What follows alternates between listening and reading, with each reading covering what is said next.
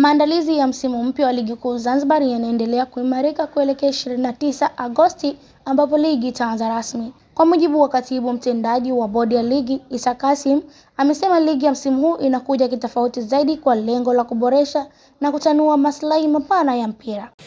Ndugu wanahabari, tumekuiteni kukupeni taarifa ya kuanza rasmi kwa msimu mpya wa 26-27 wa ligi kuu ya PBZ.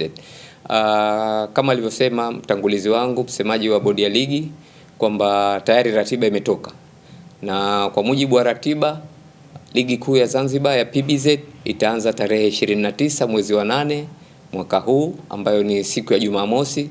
Itaanza kwa mechi tatu. Mechi tatu zenyewe, moja itachezwa katika uwanja wa Gombani, mbili zitachezwa katika viwanja vya Mau A na Mau B. Kwenye swala la matayarisho kuhusu kuingia kwa msimu mpya, tumejipanga vizuri. Matayarisho yote yamekamilika tayari, vikao vya ndani vyote vimekamilika kuhakikisha kwamba tunaenda katika msimu mpya ambao msimu utakuwa wa aina yake katika ligi kuu hii ya PBZ. Kama tunavyojua, katika matayarisho kuna mambo mengi. Kwanza tulifanya tathmini ya ligi iliyopita, tukaona changamoto zilizokuwepo. Kwa hivyo kutokana na changamoto zile, sasa tumezipitia changamoto na kuzigeuza kuwa fursa. Hivyo sasa katika msimu unaofuata tunategemea mambo mengi mazuri. Lakini jingine, kama mtakuwa mmeliona kwenye ratiba zetu, kuna viwanja ambavyo vimetokeza, viwanja ambavyo ni viwanja vya mikoa vilivyojengwa na Serikali ya Mapinduzi ya Zanzibar awamu ya 8 katika kuendeleza mchezo huu wa mpira wa miguu. Kwa hivyo katika kutanua wigo wa ligi kuu ya Zanzibar, kuna baadhi ya mechi zitachezwa katika viwanja hivyo. Tutavitaja hapa viwanja ambavyo vimeongezeka, lakini vile vile hili linatusaidia kama mnavyojua kwamba mwakani katika nchi zetu hizi tatu za Tanzania, Uganda na Kenya kutakuwa kuna tukio kubwa la kimpira la kidunia, ambayo kutakuwa kuna mashindano ya AFCON. Na katika mashindano hayo ya AFCON, Zanzibar pia tutakuwa mwenyeji katika uwanja wetu ambao unajengwa hivi sasa, uwanja wa Fumba. Kwa hivyo kutokana na ujio wa mechi za AFCON, tunatakiwa ligi yetu au ligi kuu ya Zanzibar iwe imemalizika katika katikati ya mwezi wa Mei. Hivyo hii imeturahisishia zaidi sisi kutumia viwanja vile, kwa sababu tunataka kuwahi kwenye ule muda ambao tuliopewa. Baada ya hapo hakutatakiwa tena ligi ambayo inatakiwa ichezwe kwa hapa visiwani kwetu. Hivyo katika kuongeza viwanja vya mikoa ambavyo kama nilivyotamka mwanzo kwamba vimetengenezwa katika awamu hii ya 8, kiwanja ambacho kitatumika cha kwanza, ambavyo sivyo vile tulivyozoea. Viwanja tulivyozoea ni Mau A, Mau B na kiwanja cha Gombani. Kwa hivyo kwa sasa viwanja vimeongezeka. Kwa upande wa Unguja tutatumia uwanja wa Kitogani, tutatumia uwanja wa Matemwe, tutatumia uwanja wa Pangatupu. Kwa hivyo viwanja tayari vimeongezeka kwa upande wa Unguja, na hivi viwanja vyote ni viwanja vya mikoa. Na kwa nini tukavichagua hivi? Kwa sababu viwanja viko vingi vya wilaya. Viwanja hivi ambavyo kutokana na muundo wake ni viwanja ambavyo tayari vina majukwaa kwa ajili ya wapenzi. Kwa hivyo kwa mnasaba huu, ligi kuu ya Zanzibar ikienda kule, wapenzi na mashabiki watapata sehemu ya kukaa na kuenjoy football ya ligi kuu ya PBZ. Kwa upande wa Pemba, kiwanja kitachotumika kwanza ni Gombani, kitatumika kiwanja cha Kinyikai na kiwanja cha Kangani. Hivi viwanja ndivyo ambavyo vitatumika kwa msimu wa ligi kuu. Kama mtakuwa mmeviona, inawezekana viwanja vingine havijajitokeza, lakini tayari tushakubaliana kwamba viwanja hivi vyote vinaweza kutumika. Lakini kuelekea katika msimu mpya, pamoja na mambo mengine, changamoto iliyopita ilikuwa watu walisema labda kuna swala la usimamizi na vitu vingine, hasa pengine upotevu wa mapato katika ligi zetu. Kwa hivyo pia bodi ya ligi tumekaa na shirikisho la mpira wa miguu, tumeamua kuna vitu ambavyo tumeviweka kwenye sehemu yake. Kimoja, kwamba kwenye ile kamati ya usimamizi na uendeshaji tumefanya mabadiliko makubwa.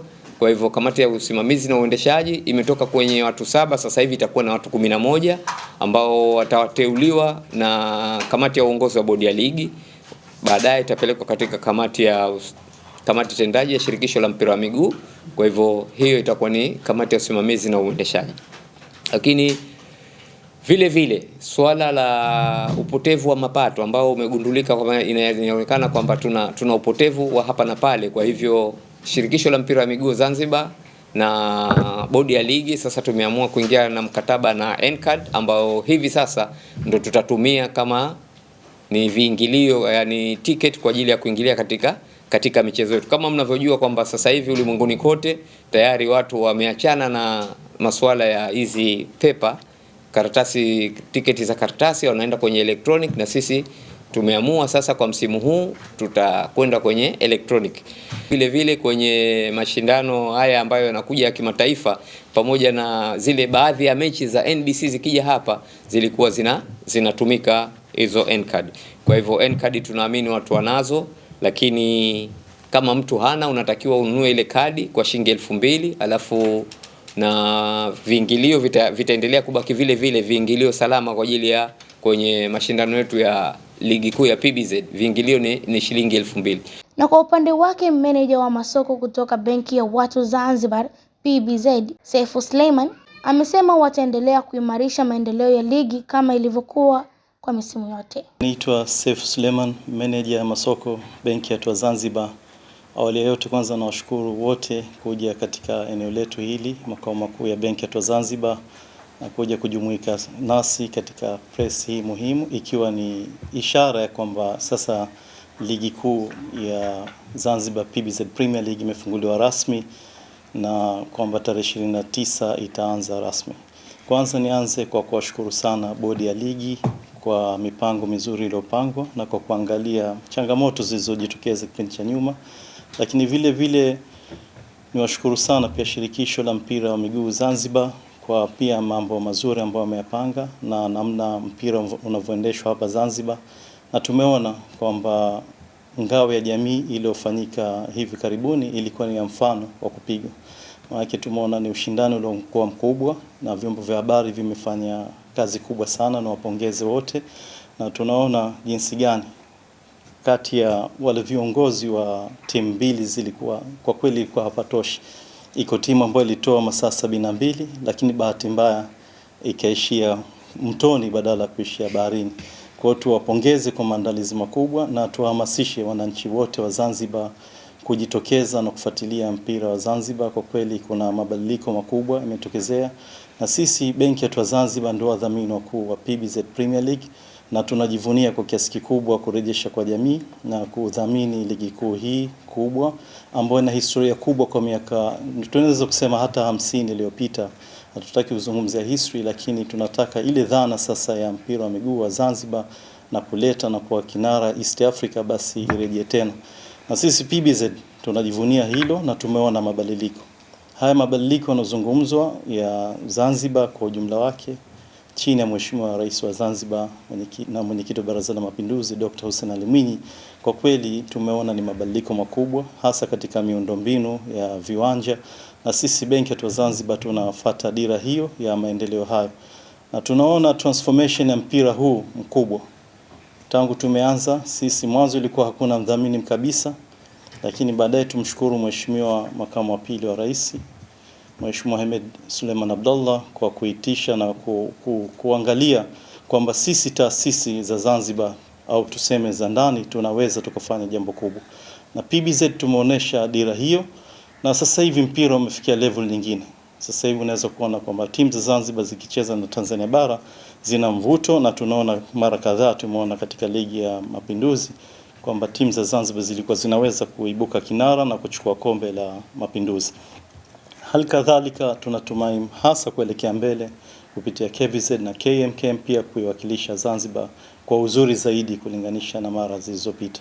Lakini vile vile transformation, ukiacha hii ya viwanja, miundombinu, lakini kujitokeza kwa wananchi katika kufuatilia ligi, yani imekuwa na mvuto mkubwa ligi ya Zanzibar PBZ Premier League, lakini vile vile transformation ya dira ya serikali ya Jamhuri ya Muungano wa Tanzania kuelekea uchumi wa cashless transaction ambao hautumii noti, nao imeonyeshwa kwa mfano kupitia ligi yetu ya Zanzibar, na tuwapongeze tena kwa mara nyingine, na sisi tunafurahia hilo kwamba sasa tumetoka ile mtu kwenda pale na cash kwenye mageti. Sasa hivi hiyo itakuwa ni historia. Kwa sisi na Benki ya Watu Zanzibar tuko katika dira hiyo hiyo kuelekea katika cashless transaction, na sasa hivi maduka yote tunahamasisha wananchi wote kutumia huduma za lipa hapa ambazo zitakuwepo kwenye maduka yote, na tunategemea hivyo kwamba wale wateja wa benki ya watu wa Zanzibar watapofanya miamala itakuwa ni bure kabisa, na vile vile wauza maduka na wafanya biashara wa aina zote kuanzia wale wa chini mpaka wa juu, kwamba nao pia atakuwa hakuna makato yote au kujiunga ni bure, na miamala yao ukinunua kitu cha 2000 utalipa 2000 na pesa yako itaingia kwenye account. Haya pia ni mabadiliko makubwa, na tumesikia dira hiyo ya serikali ya Jamhuri ya Muungano wa Tanzania kwamba hata mtu wa bodaboda, kwa hatutegemei mtu anopanda bodaboda 2000 tena ukamtoza na ziada. Kwa sisi tutaelekea dira hiyo, na tuna azma kubwa hasa kutoa huduma bora za kibenki nchini Tanzania, na tuko pamoja katika kila hatua, na tuwashukuru tena wananchi wote kwa kuitumia benki ya Zanzibar na kuifuatilia ligi yetu ya PBZ Premier League. Yajayo ni neema zaidi. Benki ya watu, chaguo la watu. Asanteni sana. Tembelea YouTube channel yetu VOP Online TV kwa habari moto moto. Subscribe kisha bonyeza alama ya kengele ili kuwa wa kwanza kupata taarifa zetu. Usisahau kulike, kucomment na kushare. VOP Online TV. VOP Online TV.